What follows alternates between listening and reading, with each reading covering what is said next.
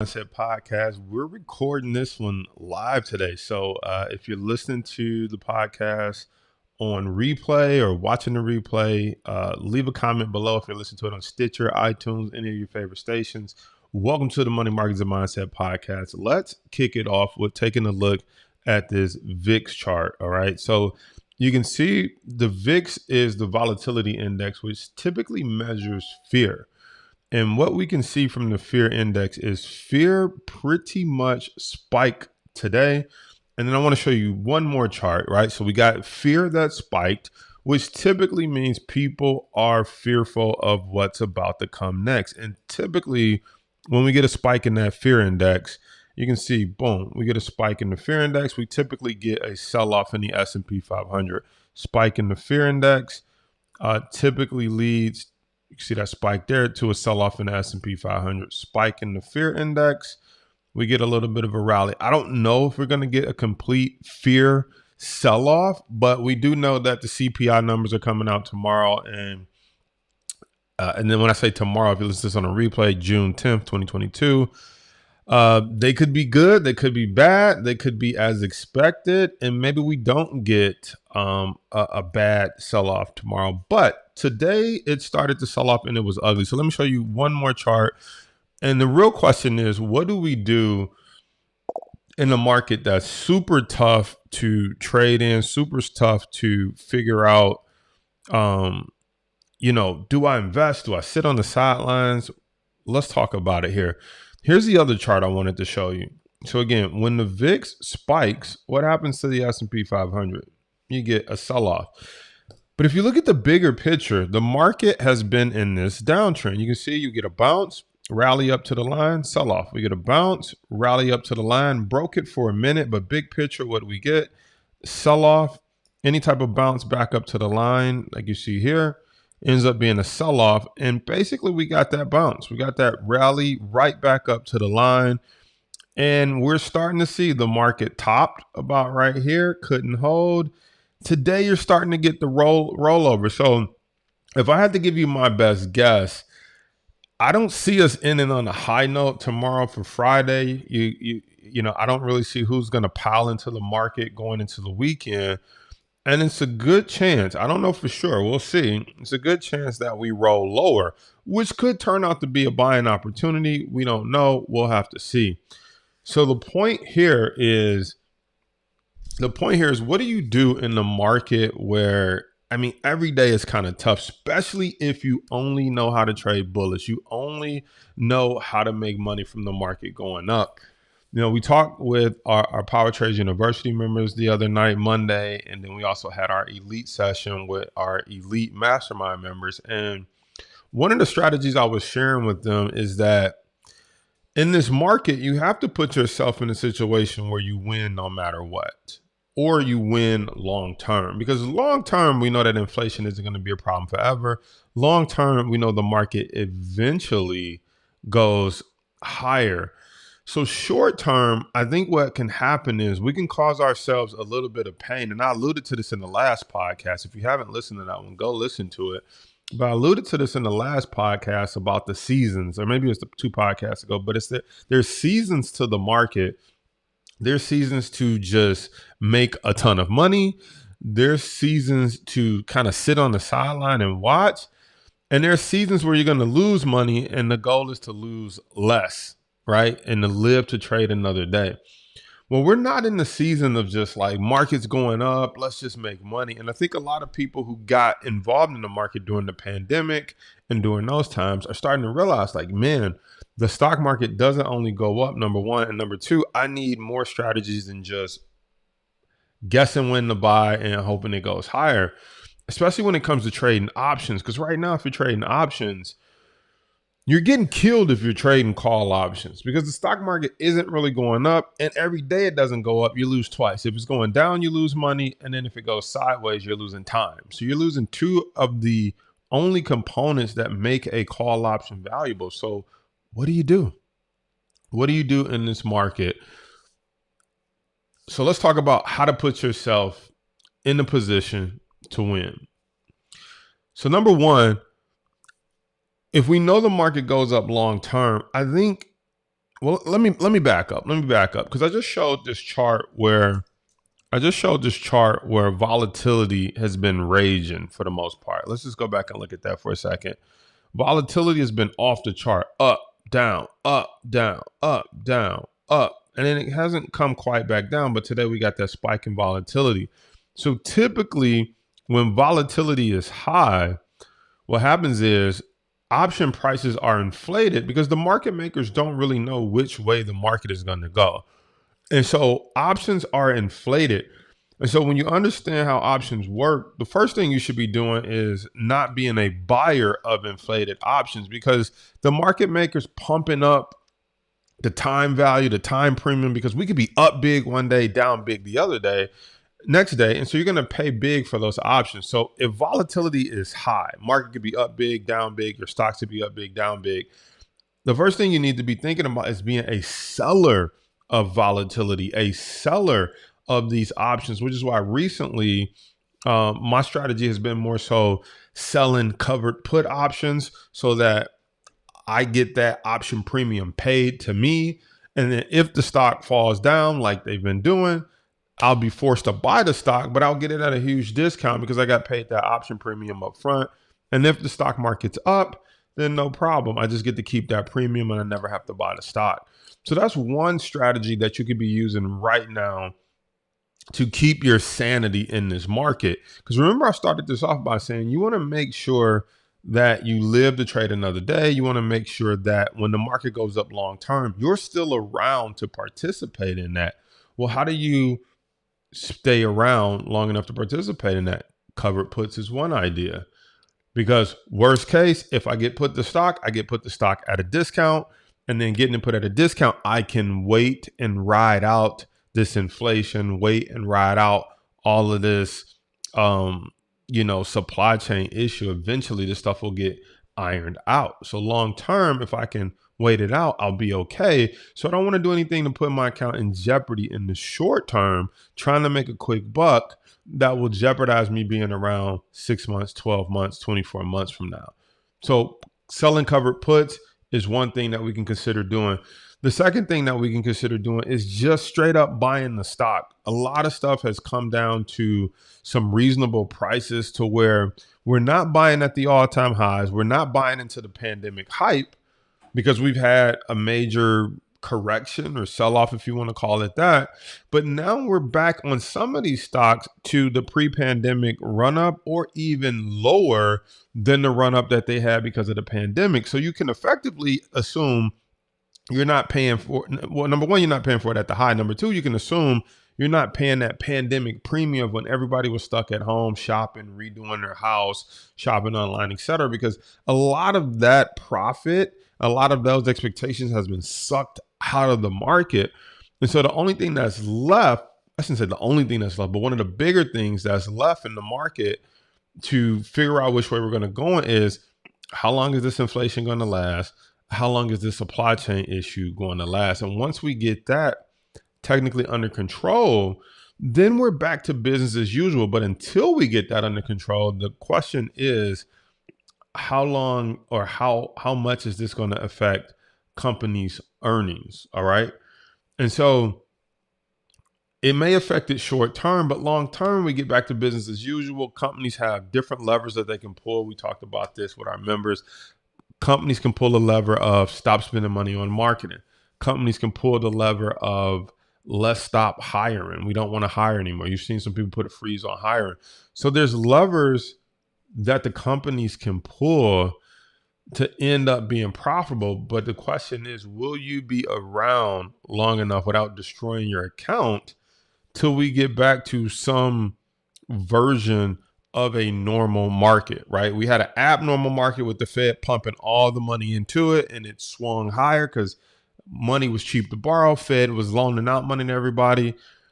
And then we're now having a swing all the way to the other way. It was like, it's going to be a recession.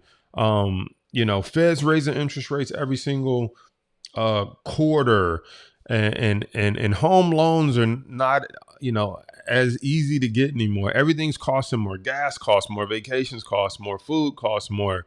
So we swung from like a super accommodative policy, everybody buying everything they can get and willing to pay over for it. Now we're swinging to people can't afford everything. Gas prices are high. Interest rates are high. And you got to go back to work. Right. Right. So, so we got to think about where is the new normal? Right. We couldn't live in that Fed inflated environment too long. And we also aren't going to live in this $6, $7 gas price area too long, inflation price area too long. Uh, Eventually this will be over. And so the key is, will you be around? Will your bank account be around to sustain it? So one, we could sell covered puts. We talked about that. Number two, buying the stock, right, of good companies that have come back down to reasonable valuation levels, and then selling options against it, right? So that gives you a little bit of premium or cash in your pocket, gives you a little bit of protection from the downside. And then by owning the stock, as long as it's a good company, eventually it'll eventually, the goal is for it to start to move higher again. But even if it doesn't move higher, you can consistently sell options against that stock and bring in what I call rental income, or bring in some cash flow while you're waiting for the market to go higher. So I want you to be thinking about that. What strategies am I using to de, you know, remove some of the risk from the volatility of the stock market? And then how do I put some of that risk in my favor? How do I put some of that volatility in my favor? A big part of that is being a seller of the volatility, whether that's selling covered puts or whether that's buying the stock and then selling options against it. You're selling that volatility. You're getting paid the premium. And so you can kind of relax a little bit while you wait for the market to resume whatever the new normal is. Now, again, we're recording this podcast live, so I just want to say hello to a few people that popped in and joined us. We got Terry in the building. We got American Caver. We got Will says stocks are still going down. My portfolio went down 12% since January 2022. Penelope just joined the party. Michael A says, good to be here, coach. Always appreciate the knowledge. Penelope says sell put options. So we just talked about that, selling put options, selling that volatility, but you got to have the money to be able to buy the stock in case it gets put to you. But that's one way that you can pass off that risk. Again, the second way, buying stock, selling options against it. So Will here said my stock portfolio has been going down 12% since January 2022. You got to think about it, Will. The good news is if you own stocks, you can ride it out. You can wait as long as you don't need to pull the money out right now, before, like you're age 59 and a half and using it for retirement. You can wait. The only thing that I don't know if you're doing and that people need to consider is if you own 100 shares of any type of stock or sector or ETF, consider selling options against that and bringing in some protection. So as the market goes down, you're kind of lowering your cost basis, is one way to look at it. Or the second way to look at it is you're getting paid to wait. Now, the other thing, Brian Meek checking in from LinkedIn. Welcome to the party, sir. The other thing that I want you guys to think about is perhaps it's not the time to buy or trade anything. Perhaps for some people who don't have the strategies, who don't know how to do covered puts, who don't know how to sell covered calls against their stock, perhaps for you, it is the best option is to just sit on the sideline and not, if the market's going to bring you stress, you don't need to be in the market. You can just sit on the sideline and you don't necessarily have to participate. You can wait till the coast is clear and then get back involved when there's not all this inflation, pandemic, backup and supply chain drama. That is an option.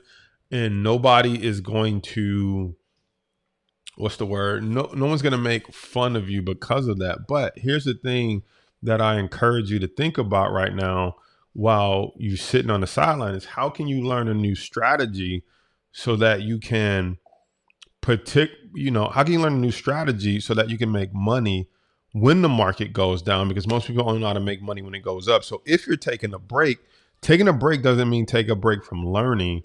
Taking a break means maybe take a break from actively trading or actively investing. All right. So Steve, welcome to the party. Steve says, what are your top three stocks right now? So here's the problem with picking three top stocks, but I'll give you a few that I believe we should be paying attention to. But depending on your game plan and your strategy, doesn't matter what I pick as the top three stocks right now. You need to understand what you're doing and why you're investing. So, for example, I like Tesla right now. I believe electric cars are the future. I believe they're the present and they're the future. And once we get past all this supply chain issue, interest rate issues, um, I think companies like Tesla will emerge victorious because we're not going backwards to make more gas cars. We're transitioning into electric cars. There's the opportunity to go into electric trucks, electric 18 wheelers. They haven't released their electric sports car yet. What if they get into electric motorcycles? What if they partner with Harley Davidson and build an supply the electric battery for electric motorcycle? What if they partner with Sea Ray or somebody and they make a boat or they make a Tesla electric boat? And so when you think about all the areas that Tesla can go into, same way Apple. When Apple came out initially, they were just a computer company. Then they got into iPods or music. But then when they got into the cell phone space, it really just opened up the door. Now they're into what? Movies. They're competing with Netflix. You got Apple TV. They're competing with gaming companies because you also have the Apple gaming platform where you can download apps and games on your phone, right? And now you can see that Apple is getting into the credit card space, right? They already have their own credit card. You have Apple Pay, and now they just announced they're going to release buy now, pay later. Now, I'm not saying Apple's is the place to invest right now, but I do like Apple long term. But even Apple's going to come up against some headwinds with inflation and with the Shanghai factory being closed, et cetera. But long term, Apple, I think, is a great play. My point was Tesla, like Apple, there's so many areas that Tesla can go into long term. Most people are only just looking at, are they selling enough cars right now? We haven't even thought about if they go into boats, if they go into motorcycles, if they go into, producing the 18 wheeler, like they said, if they go into producing their sports car to compete with Ferrari, Lamborghini, but the electric version, or to compete with Porsche. There's so many other facets that they haven't hit. So I like that it sold back off, and I like Tesla as a potential trade right now. So we said three stocks. I like Apple, I like Tesla, and then also like Amazon, right? Amazon is more than just an online shopping store. Amazon still has groceries that they can go into. Amazon is still testing out drone deliveries. Amazon has not just the stuff that they sell for consumers, but they have their own product line that they can sell. And then Amazon also, most people don't know, has Amazon Web Services. So Amazon is the host platform for companies like a Facebook and companies that need to host all their data or all their cloud-based information. They actually use companies like Amazon AWS, which is Amazon Web Service. They also use Microsoft Azure, which Microsoft has its own cloud-based service. So Amazon is bigger than just a e-commerce shopping platform. And so they have so many different levers that they can pull in other sectors and industries that they can go into as well. And so when you think about investing in them now during the pullback, these are stocks that you can hold if you can be patient and get through this little turbulence that we're going through, that will eventually give you some alpha or return on your investment. But if you're buying the option and the option expires in 3 months, you never make it to 6, 12 months, 24 months down the road when we get this inflation stuff behind us and things start to turn around. So like I said, when I started this, you don't want to necessarily be a buyer of options right now or a buyer of this volatility. You want to be selling this volatility, which means, again, selling covered puts, buying good companies like the three I just mentioned, or there's some other ones, selling options against them so you can get paid the premium, get paid the inflated premium, which does two things: lowers your overall cost, and then it also pays you to wait it out for the market to turn around. I think if you look at the market like that, you're going to be okay. If you look at it like a Las Vegas casino and you're looking at it from a standpoint of like, I got to make money every single day, I got to be doing something, The market is kicking your butt because it's up one day, down the next, up day, one day, down the next. And the moment you change your strategy and you say, oh, I'm going to buy call options, it's down. Then you're going to say, I'm going to take a loss on that, swing into put options. As soon as you buy put options, market shoots back up. But like I showed earlier, let's take a quick look at it. If you look at the overall trend of the S&P 500, guys, it's down. It's down. We got that bear bounce, and we thought, we got that bounce here. Boom, came back down, double tap. Boom, we got that run up. That was an opportunity to take a short-term bullish trade, whether that's some stocks or options. But now you can clearly see we've plateaued and we can't break through this level. And then when you add in what happened today, we're starting to roll over, and you can see that increase in volume right there. That's a lot of selling volume that came in. So if the CPI number is bad tomorrow, you're probably going to look out below. The market most likely will come back down to this 3,900 level if we get a bad CPI reading tomorrow. And if you're prepared and this level holds, this is again where we should consider adding to our positions. If this level holds, this is where we should consider buying the Teslas, the Amazons, the Apple, and then seeing if we get, number one, you could hold it for long term, or B, if we get another rip back up, then you close out your trade and you take some profit. What I really want you guys to just walk away with from this live stream, from this podcast, is understanding that there's times to make money, and then there's times to protect your account, and there's times to do nothing. I don't think this is a strong time to make money. It is if you know how to actively day trade, if you know how to actively trade to the downside, and you can be in front of your computer all day. But if you don't have that ability, I guess my big plea to you is don't blow up your account feeling like you got to do something. Tanisha, good to see you on here, and you being in our elite. Remember, I just told you this yesterday, and you said, I wonder if, I hope it's okay to say this publicly, but you're saying, like, do you think I should do something right now? And my answer was, if we're patient, like, there will be another opportunity. Look at the sell-off we got today. We got today's sell-off. It's going to breed an opportunity to get Amazon at a cheaper price, or Tesla at a cheaper price, probably Apple at a cheaper price. It's already cheaper from when we talked about it yesterday. And if this sell-off continues, then we'll be really ready to go in and put some capital to work. And that was one of my other warnings to people, is make sure you got some dry powder. He said some dry powder, some gunpowder. Make sure you have some cash on the side. If you're always buying at the all-time high, then you never have any money to grab things during the pullback. And during the pullback, the market is funny like this. The sell-off is actually when you typically want to be buying. Look at this chart. Let me just bring it back up and just kind of show you how ironic the market is. And this is how it eats most people lunch. This is what eats most people lunch. Most people see this and they're like, man, I got to get into the market. And what they do is they buy like right here on this green day or this green day. And then we get this huge rollover. Then when we get this big sell-off, right? And I say, okay, now it's time to buy. You're like, how do you know it's done? Well, it's like the market's kind of counterintuitive. You think like, I shouldn't be buying right here because it's selling off. But when you grab off the sell-off, then you are in for the bounce. Even when it came back down, we got the bounce. And then what happens is the market rallies, right? And then it sucks in the suckers one more time. The market sucks in the suckers. And they're like, man, I should get in. I missed the bounce. And it sucks the suckers in. And guess what? And then these are all the people that are left doing the two things that don't work in the market. And what are the two things that don't work in the market? Hope and prayer. These people are like, I hope it goes back up. I pray if I could just break even. It's like, no, this is what you want to see, a sell-off. Now, if you know how to trade puts, you can take advantage of the market selling off. Great.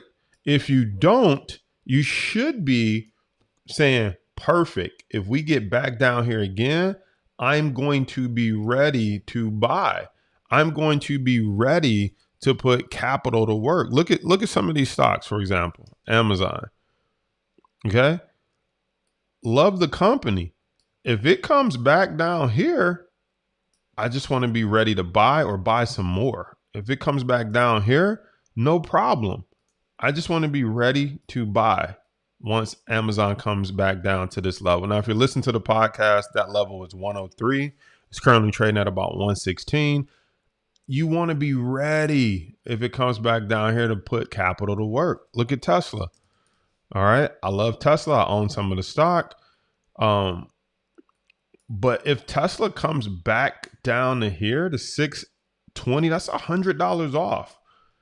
I want to be ready with some capital if it gets back down in this area to buy it again. Look at Apple. These are all great examples of if it sells back off, we can move this line down here. If it comes back down here, no problem. I want to be ready to put some capital to work on Apple at this level. But if you're always buying at the high because you just couldn't stand it, or you don't understand that after a decent sell-off, I'm not saying today's one-day sell-off is the time to go back in, but sometimes the sell-off could happen over 2 days. After some big selling off, it may be time to load up the guns and go shoot at some stocks and go put something in your portfolio. So we'll see what the market gives us tomorrow. Thanks for hanging out with me and listening. Let me know in the comments, what stocks are you watching and what are you doing to protect your portfolio during this kind of market turmoil? Are you sitting on the sidelines? Are you buying stocks and holding for the long term? Are you buying stocks and selling options against it? Are you selling covered puts? So if you have to buy the stock, you get it put to you at a cheaper price. Let me know in the comments. How are you navigating this market? I gave you a couple of ideas and some things that you can do, but most importantly is make sure you live to trade or invest, whatever you consider yourself doing.